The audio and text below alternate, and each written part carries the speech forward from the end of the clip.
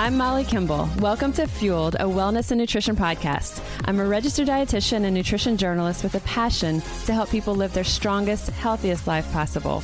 In my weekly TV segments and columns, there's a limited amount of time and space to cover everything, but there's so much more to share.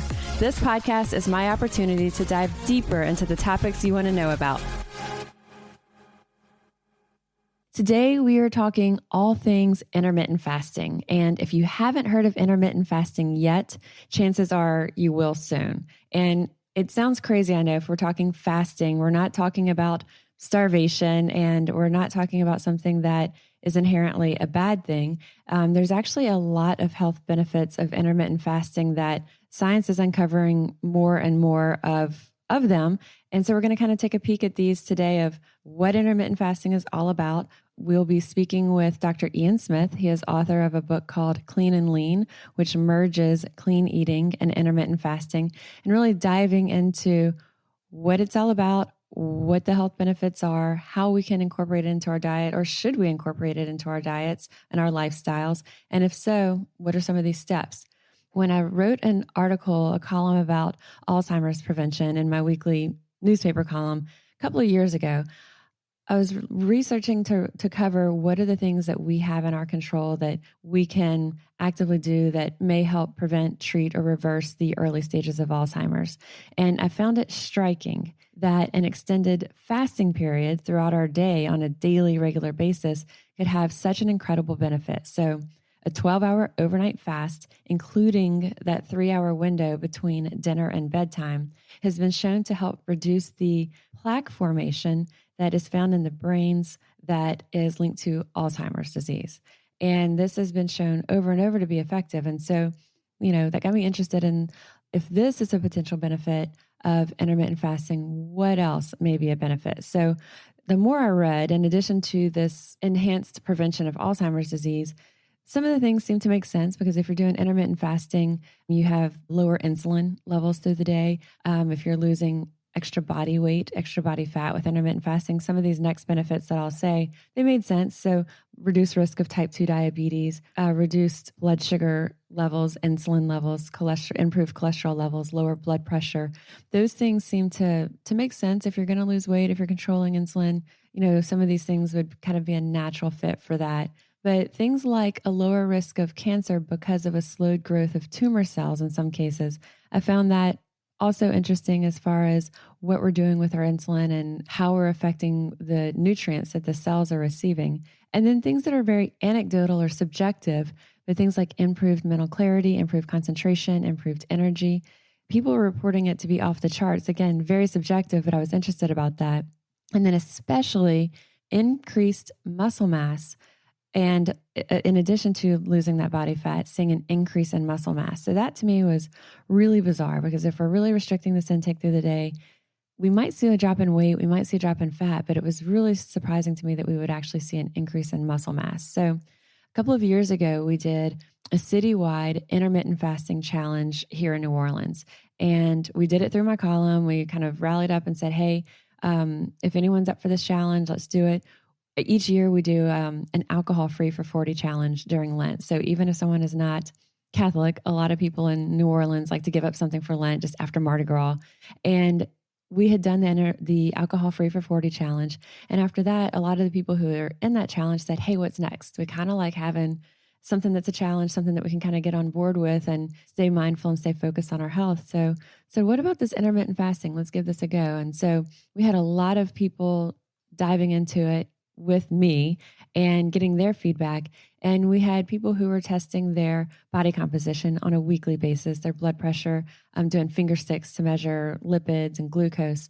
And there was a shocking results that people were seeing not only that drop in blood pressure and lipids and in glucose, but also in weight and body fat, and muscle mass was either staying the same or going up. So in almost every case, that was what we saw. So it made a believer out of me. And I saw that for a lot of people, it helped them regain a sense of control, especially if they had been feeling that food was controlling them, that they were kind of underneath it and they couldn't really kind of get on top of it. So it gave them that sense of structure and focus and control And a lot of people, our challenge was an 16 to 18 hour fasting window and then a 6 to 8 hour eating window. And for years, everything that I see says an eating window or a feeding window.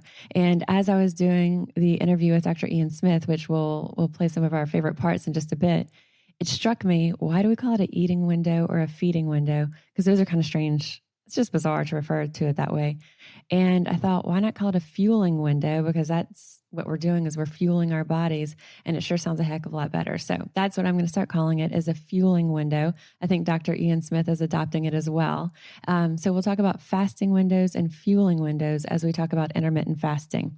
So with our challenge, a lot of people did the 16 to 18 hour fasting window with a 6 to 8 hour fueling window and realized that they liked it. And once the 30-day challenge was over, they stuck with it, maybe not quite as extreme. Maybe they went to a 12 or 14-hour fasting window, but still felt that they liked the way that it helped their energy, their focus, etc. So overall, I was really surprised at the benefits of it. I have become a believer in it.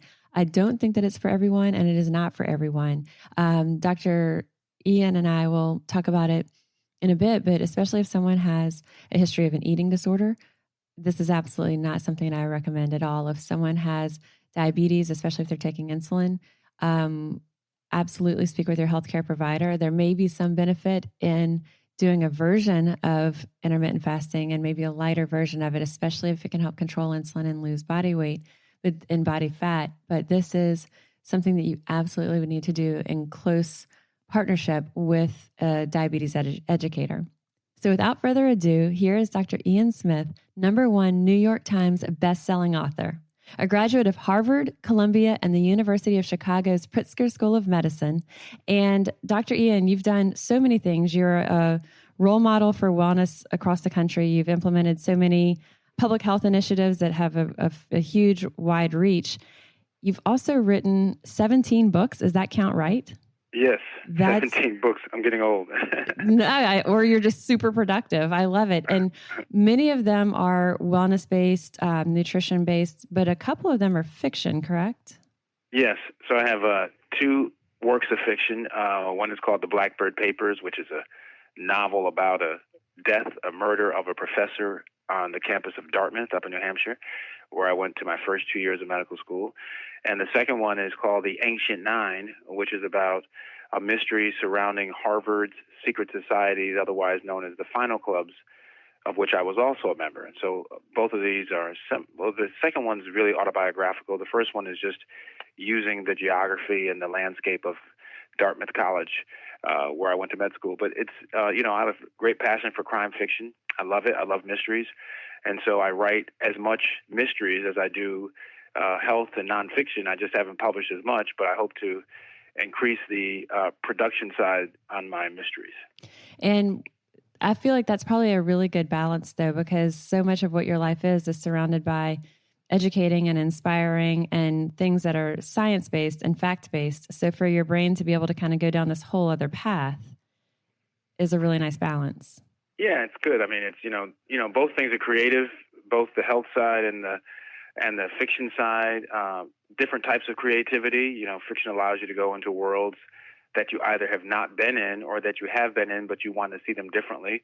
And it allows you to, just totally create things out of nothing or embellish things that have happened already or modify them. Whereas the nonfiction allows me to take, scientific medical information and distill it and to then kind of create a kind of plan or a pathway for people to be able to make use of the information. And so I'm always fascinated too when someone, it's us looking from the outside in to what you do and what your life and the things that you've produced. Where's your time? How do you schedule your time through the day, and when are your productive times? How do you fit in everything that you do?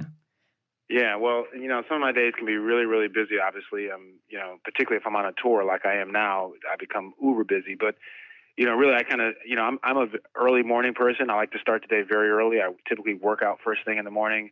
I answer a bunch of emails, do family stuff in the morning, and then kind of I have the day to kind of plod through what I'm going to do. Sometimes it could be a writing day.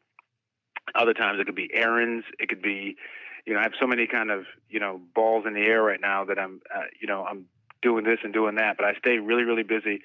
But for me, kind of the centerpiece is the family and working out. I work out about 5 days a week, and that really centers me. It keeps me calm. It stabilizes me, and so that helps me get through the day, believe it or not, because I feel like it's like the anchor of my day. And I just go at it. I go full speed. I always listen to my body. When I'm tired, I rest. I sit down. I go to sleep. I nap or whatever. But I'm pretty active. I like to be active, and I like to be productive.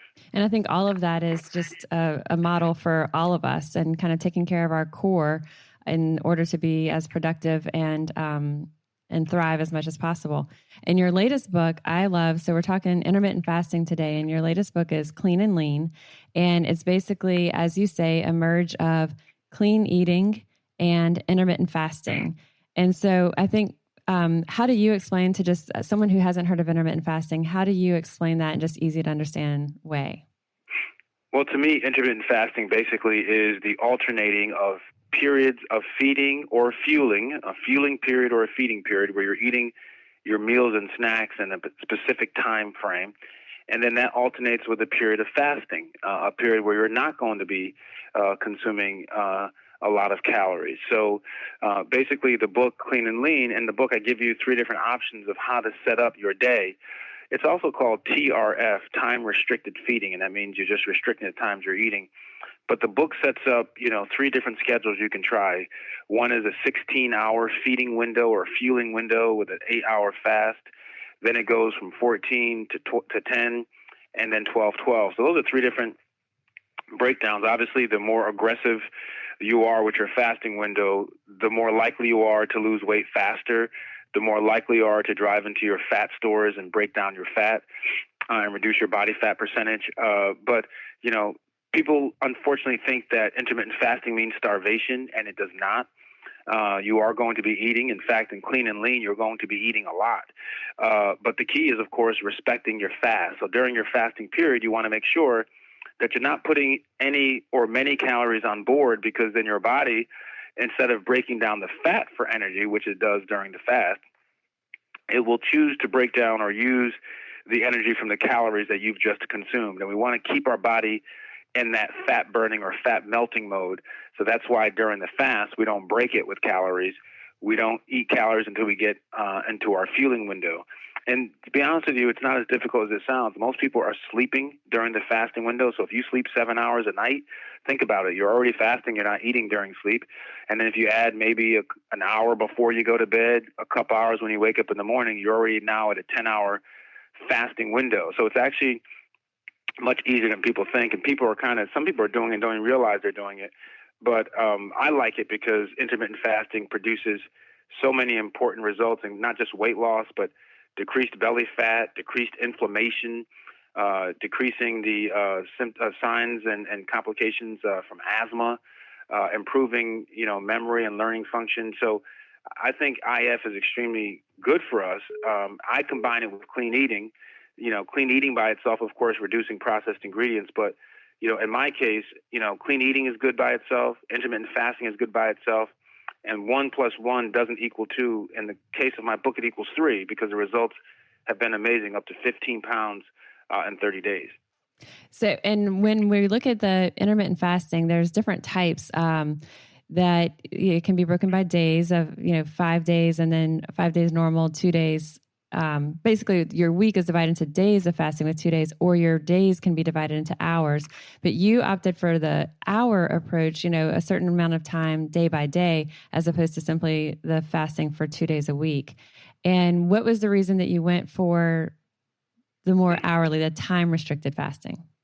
Well, so the other method, and I discussed that in the book, which is the 5-2 method. Jimmy Kimmel is known for doing that. So it's 5 days of normal eating, 2 days of 800 calories or less eating. You make sure those 2 days are not consecutive. That's one way of doing it. I've chosen the daily alternating of feeding or fueling and fasting. I believe that the latter method, the method I use in Clean and Lean, is more effective for a couple of reasons. One, I think that people who do the 5-2 method they tend to overconsume calories during the 5 days of quote unquote normal eating. I do too. Yeah, and I just think that they go excessive because people unfortunately think that just because you're going to have 2 days of low calories, then you can go crazy on the other 5 days. So I think that that is conducive to people over consuming. And even regardless of how adept you are and diligent you are at sticking to your fasting schedule, the old rule of calories in need to be must be less than calories out still maintained. So I think that's one reason why I don't do the 5-2.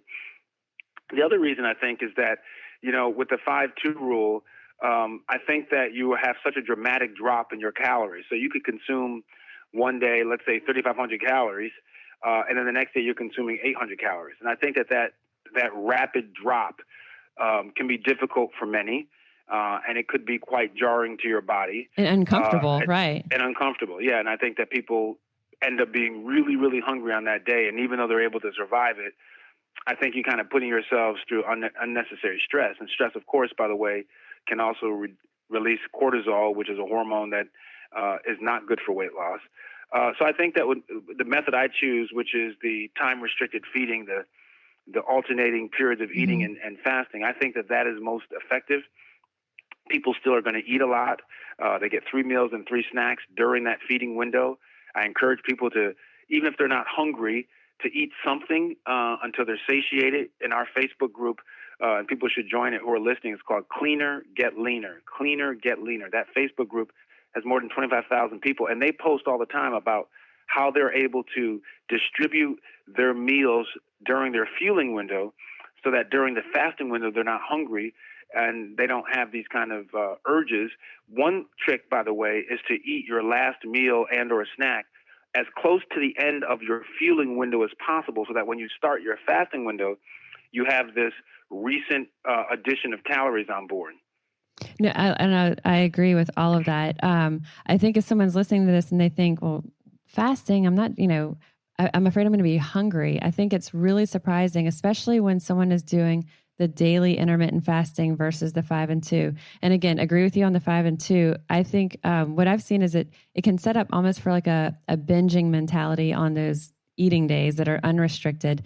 For the same reason I don't love when someone does a cheat day. If Sunday is a cheat day, it can just be completely off the rails. And so I don't love it having the week broken up by days. I love the approach of daily intermittent fasting. So if someone's hearing it and they think, well, gosh, I don't know if I could do that. I think I'm going to be really uncomfortably hungry.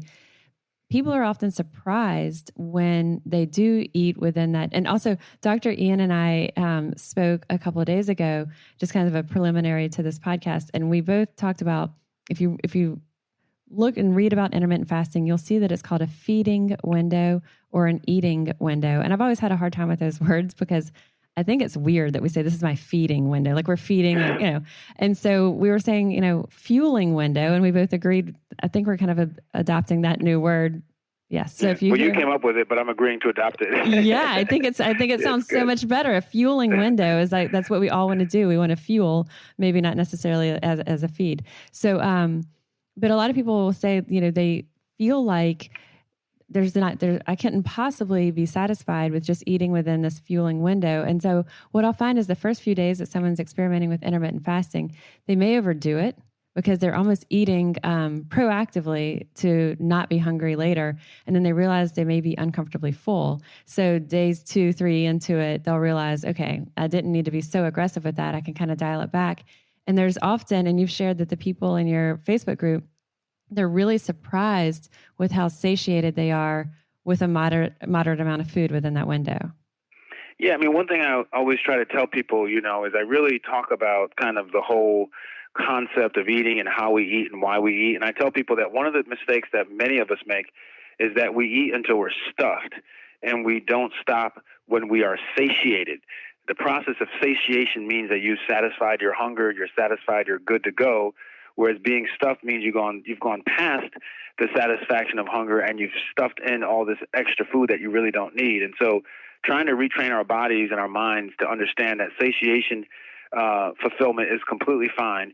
You'll be eating in the next couple of hours anyway, whether it's a snack or a meal. And I think that after a few days, your body does get used to saying, hey, enough is enough. And you know that even though there's a lot on your plate, you don't have to eat everything on your plate. In fact, people in our Facebook group talk about how they can't eat everything, how they feel like, they can only eat some of it. And I said, that's completely fine. That's all within, the proper concept of satiation and not stuffing yourself. And if someone, there's so many, the fasting window can get more and more extreme. There are people who do a 20-hour fasting window and a 4-hour fueling window, which is super extreme. And that's not something that I've done, nor I really don't have an interest in doing that. But I think starting with 12 and 12, like you said, 7 or 8 of that, we might be sleeping and we're fasting, without even realizing it. So it's very easy for someone to kind of ease into it.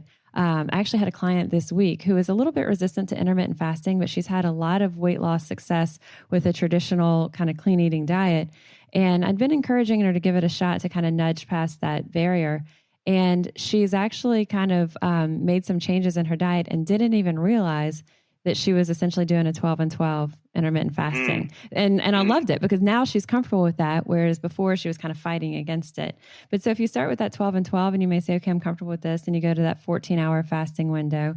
Let's talk for a second, the intermittent fasting concept for me as a dietitian, several years ago, I would say even as recently as 5 years ago, I wouldn't have given it that much credit. I had a very, very skeptical eye when I would hear people talking about it, read accounts of it, and I felt like it was just really extreme. And for me, it was when I started reading the science on the brain benefits of intermittent fasting and the reduction of risk of Alzheimer's when we look at that 3-hour window after the nighttime meal merged with a 12-hour intermittent fasting and the benefits it has on reducing the plaque formation that's linked to Alzheimer's. So I started kind of looking at it a little closer and I'm like, wow, there's more and more science that's developing behind this. And here in New Orleans, we actually did an intermittent fasting challenge. And the feedback from our participants was so great and so strong. And I did it myself and really became a believer in it. But for years, for decades, I've been working with clients on a traditional eating frequently through the day, getting protein every few hours through the day. And I still stand by that. So Dr. Ian, with you, I know like your book, Shred, your bestseller with that was centered on clean eating, which was very, eating frequently, getting that protein, low sugar, clean eating. What are your thoughts and kind of what was your mind shift of acceptance on intermittent fasting and also embracing it? And then how does that compare to that traditional recommendation that we've had for years? For a long time we've said, smaller meals, don't skip breakfast. What you have to, what I try to explain to people is that information and research and science is constantly evolving. I mean, very little is written in stone. And so part of my job as a disseminator and analyzer of information is to be able to be open-minded and to adapt to what, current thinking is and what current data shows us. And, the data is not conflicting. It doesn't mean that the old method or belief of eating small meals throughout the day and multiple meals is bad. What it means is that not one size fits all. Not all programs fit everybody. I mean, in Clean and Lean, people say, well, who's your right audience? I say, well, a lot of people. You can be a vegetarian, vegan, pescatarian, you name it, carnivore. You can do Clean and Lean because I purposely put into the program all kinds of flexible ways, flexible meals and recipes you can swap in and out from your food list that you create for your 30 days. So I try to create as flexible a plan as possible, but there's no such thing as one size fits all. Same thing with scientific information. So the idea that, like in Shred, my other book that was hugely successful, people loved the idea. It was 6 weeks, 4 inches, 2 sizes. And it basically was a program that had multiple meals, small meals throughout the day, and calorie roller coaster in a sense of some days higher calories, lower calories. It was just a very versatile program. Intermittent fasting is very different, but it doesn't make it better or worse than the old method, and the two can coexist. Some people, are unable or not interested in doing, intermittent fasting. Others really like it. And so I think that, one should not be shaken to say, oh my goodness, all the old beliefs no longer are valid. That's not true.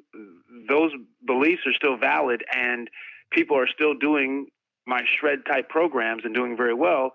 And there's a whole group of people now who are doing my program that combines clean eating with intermittent fasting, and they're doing well. So I think that we have to be open-minded. And I think that's a really great point. And for people who I find that people who are very extreme or tend to be more extreme, I should say, may be more apt to try something like intermittent fasting because they like the challenge, they like something new and different. Someone who maybe is a little bit more conservative or maybe has some anxiety about changing their eating patterns in the first place, a straight clean eating is going to be good. And so I think that's very important for listeners to hear. It's not saying that what we've done and what we've believed in for years isn't true. This is just a different option that I also find if someone's, kind of hitting that plateau, intermittent fasting can kind of help nudge past that. So what I also really like is in your book, Clean and Lean, you are very specific about which foods to include during that fueling window. And there's intermittent fasting is really about the timing of when we eat. And a lot of intermittent fasting approaches kind of don't specify what to eat during that fueling window. But if you're going to take all these extra steps and extra measures to benefit our health, the last thing we want to put in is a whole bunch of, sugar, fried foods, junk. And so I love that your book merges both clean eating and intermittent fasting. And so you have about, I believe it's like a kind of 14 easy rules to follow that are kind of just your general clean eating rules. And then you have your list of the clean and lean food list. And you have 30 foods as kind of the 30 foods that you can eat from. But as I look at it, it's, if someone says, I don't know if I could go at just 30, I might need more variety. It's 30 categories of foods. And so the fruits, the vegetables are really unlimited. You have chickpeas in here, which I think would be great because someone could use chickpea pasta. There's a lot of different ways that we could do that. So you have a very specific food list that says, okay, put these lean proteins, plant-based fats, vegetables, fruits, centering your diet on these wholesome, good foods. Yeah, I mean, that's the important part of it, right? So you get at least 30 foods to choose from, but look at the diversity and the breadth of the foods, everything from beef that is antibiotic and hormone free and grass-fed to whole grain or whole wheat pasta, all the way to quinoa, to chicken, to sushi, to eggs, to lentils. So all kinds of vegetables and fruits. So there's so much there. So there's tons of food. One thing about clean and lean is that people will never say that there's not enough choice or I don't get enough. And I built the program that way. Clean and Lean is built for people who are on a, limited income, who may not have a trainer or belong to a gym, who are very busy, who may have to eat some meals on the go, who don't have, 2 hours to fix a meal. This is what Clean and Lean is built for. It's built for that type of person. And people are enjoying it because they can make it work for them. It's extremely customizable. And the food list is very customizable because if someone says, I don't eat dairy, okay, fine. You don't have to have dairy. Some say, I love dairy. Fine, you can have dairy. So it really does work in all different types of food preferences, people's accessibility to foods. And you mentioned that it's cost effective. As I look at this list, every single thing on this list is something that you could find at a store like Walmart. You don't have to go to a specialty health food store to get these foods. And you have something in here you call Basket Buddies. Yeah, so Basket Buddies basically says, for example, if there's an item on there, let's say the item is carrots, and you don't like carrots, well, you can do a Basket Buddy. Maybe you do squash. Maybe you do zucchini. So it gives you other alternatives to things that people, can't have or don't like. And so I really try to make sure that I'm getting as much as what people like in mind, and that's extremely important. I also want to say that, people have to understand that, no one's going to be perfect on a program, and Clean and Lean does not ask you to be perfect. In the beginning of the book, I talk about we're just trying to make better decisions. We're trying to learn how to eat better and move more regularly and move better so that over the long term, we're not really following a specific plan per se, but we now know how to make better decisions on our own. And that's my ultimate goal with all of my books, specifically Clean and Lean, is I want you to be able to say, you know what, instead of I'm going to have some pizza for lunch. So maybe for dinner, I'm going to eat something a little cleaner. I won't have French fries, with my salmon. Maybe I'll have a sweet potato. And so those are the kinds of things I'm trying to, to get people to understand and be able to adopt. It's more about lifestyle. And not putting that pressure on ourselves for absolute perfection. Exactly. That's the key. And obsessing over the scale. Like I said, people lose up to 15 pounds in 30 days. That's a lot of weight, by the way. But they don't lose it in an extreme fashion. It's not like they're starving themselves. They're having liquid diets. In our Facebook group, I was just reading this morning, some of the posts, some people lost, 5 pounds in 2 weeks. Okay, well, that's great. 5 pounds in 2 weeks is 2.5 pounds per week, which is really, really good. And so I tell people, don't compare yourself to other people. Someone else's results may not be your results. We all lose weight differently. We're very unique. But, you have to be the best you, and you're your own competition. And so, I encourage people to, don't worry about what's happening around you. Let that be inspirational to you, but don't let it be, your goal, your standard, your barometer. Absolutely.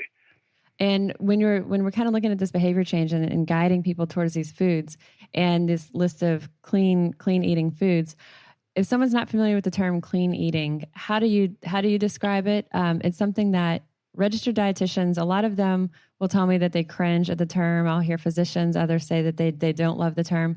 I like it because I know it's what people relate to. I really like your explanation. How do you explain clean eating? So to me, clean eating basically is reducing the amount of processed ingredients in foods. So, manufacturers unfortunately add a lot of ingredients, whether it's to change the color of foods, the taste of foods, the texture, or the shelf stability, how long it can last on the shelf. All these kind of additives and preservatives and synthetic chemicals can be very harmful to your hormonal system. They can actually disrupt your hormones and cause all kinds of consequential problems. And so clean eating says, let's try to eat foods as close as they are to how they come out of the ground or off the tree or how they graze in the pasture. And that to me is the simplicity of what clean eating is. It doesn't mean it has to be gourmet. It doesn't have to be expensive. It doesn't always have to be organic, though sometimes organic is good. But clean eating really is about getting rid of all that extra stuff. And so in my book, Clean and Lean, I talk about not just intermittent fasting, but I say we're not only going to do the intermittent fasting, but then we're going to add the clean eating on top of it. And each system by itself is so effective. Just eating clean. My previous book was called The Clean 20, 20 foods, 20 days, total transformation. All that was about was clean eating. And people lost a tremendous amount of weight. They dropped their blood sugars. They dropped their cholesterol levels. Then someone in the group, the Facebook group, said, hey, what if we added intermittent fasting to it? Now, I hadn't thought of that. And then some of them tried it, and the results were even bigger. And they reported even, greater movement, and not just their body fat percentage, but also their energy levels. And that's how Clean and Lean really came about. And they had no idea that they were basically giving you your next title. No, they had no idea. I was just going to ask, what was the catalyst for you to start the intermittent fasting? And so that kind of comment from a Facebook group was a lot of what started it? Listen, I got to tell you something. I love my Facebook group. I love the people who follow me, and because I learn as much from them as they do from me. I always say I don't know everything. I'm a work in progress. I'm constantly looking for new things. I'm evolving myself, by the way. I'm a curious person by nature. So I learn from my people. I ask them questions. I just don't sit in the ivory tower and tell them, this is what you have to do. This is what the research says. I get feedback from them. Is this too long? Is this easy? Is this hard? Does this make sense? And they give me tremendous feedback. And so over the years, these Facebook followers and members have just been extremely instrumental in helping guide me and inform me of not just what the information is, but how it works. It's easy to sit here and say, here's a plan, but then the plan has to be able to be repeated. It has to be able to be executed. And if you create a plan that, even though it looks good on paper and people can't follow it and afford it and do it, then it has no real value to people. So I think note to everybody listening, join Dr. Ian's Facebook group, and we'll have a link to that Facebook group in our podcast notes too, because I love the interaction of that, and I love the how rewarding it must be for them to, they feel heard, they feel listened, and it goes both ways as far as the sharing of information. For somebody who is considering intermittent fasting, they're deciding if this is something they want to give it a shot. What are some words of advice you have for them, and also some words of caution for them? And also, is there anyone who should not do it? Yeah, well, let me start with the last. So I think people who are either type 1 diabetics probably should not do intermittent fasting. If you're type 2, you can do it, but you probably should do it under the guidance of your medical professional, because intermittent fasting will lower your blood sugars. And if you're taking blood sugar lowering medications, you don't want your blood sugar to fall too low as a diabetic. That can also be dangerous. And so type 2 diabetics have done the program. Someone just reported in our group, Cleaner Get Leaner, that they dropped their A1C, a hemoglobin A1C, and is a measure of kind of how bad your diabetes or how in control it's been or out of control it's been. But they dropped their numbers into a normal range. And so it does work for diabetics, but you should do it, of course, under the guidance of your doctors. Also, if you're someone who has a chronic illness in which you have to follow a specific diet, maybe you have chronic kidney disease, and sometimes they have to follow a particular program, so you got to be careful doing it then. But the vast majority of people can do intermittent fasting. I do advise people to do it starting cautiously and conservatively. I give 3 different fasting windows in the book. There's an 8-hour window, there's a 10-hour window, and a 12-hour window. I would suggest maybe starting conservatively with 8, and then, if you can handle it and you're managing it well, then increase up to 10 or 12. The other advice I would get for people who are starting intermittent fasting is, pay attention to the exercise. Exercise is important. People have lost weight just following the nutritional changes that I suggest in Clean and Lean, because every day I give you specific meals and snacks that you can swap in and out, but I give you a daily meal plan. You can lose weight that way and be successful, but you will really maximize your weight loss by having some types of exercise. And the back half of the book is about exercise. And it's not, by the way, go to the gym for over an hour, though I love gyms, and if you want to do that, fine. It really is about doing full body weight exercises, things that you can do right at home, in your living room, your backyard, in a hotel room. The book has 3 different tracks, beginner, intermediate, and advanced, and it allows you to do these exercises, and that is only going to enhance your weight loss and results you get on the plan. I love it. I love it. So we'll have the link to Dr. Ian's Facebook, say it Cleaner again. Get Leaner. Cleaner Get Leaner. That's right. And I also would advise people, I have an app called Dr. Ian's World, so they may want to check out my app. It's basically the book, but it comes to your phone. You get a personal coach. You get me every week doing a video chat with you. So check out Dr. Ian's World at driansworld.com. And if you decide you can do a 7-day free trial. But if you decide that you want to continue as a member, we have a promo code called Cleaner, CLEANER, all in caps, Cleaner. And check me out on Instagram. I do a lot of inspirational posts. I hope they're inspirational, on Facebook. So I'm on Instagram. So check me out at Dr. Ian Smith. Spell the doctor out, IAN Smith. And on Twitter, it's Dr. Ian Smith. Right. And we'll put all of these links in the podcast notes as well. And what I admire so much how easy you make it for people to, if they want to do this, merging clean eating and intermittent fasting, you basically have the template, the plan, the step-by-step how-to here. And then you also really solidly round it out with the social support and that group support and encouraging that, that community around it. So I admire it. And I thank you so much for your time. I appreciate it so much. Thanks for having me on. I hope to talk to you again. Thank you. Bye, Dr. Ian. Okay. See ya. I'm so grateful to Dr. Ian for joining us today, and I hope you enjoyed our conversation as much as I did. You can find the links that he mentioned in the show notes of this episode. I'm Molly Kimball, and you've been listening to Fueled Wellness and Nutrition, the podcast. And if you would like more Fueled Wellness and Nutrition, head over to mollykimball.com, and you can follow me, Molly Kimball RD, on Instagram, Facebook, and Twitter. And if you haven't yet, go to Apple Podcasts and subscribe, rate, and review this podcast. And join us next week for another dose of Fueled Wellness and Nutrition. Thanks for listening, and stay focused on living your strongest, healthiest life.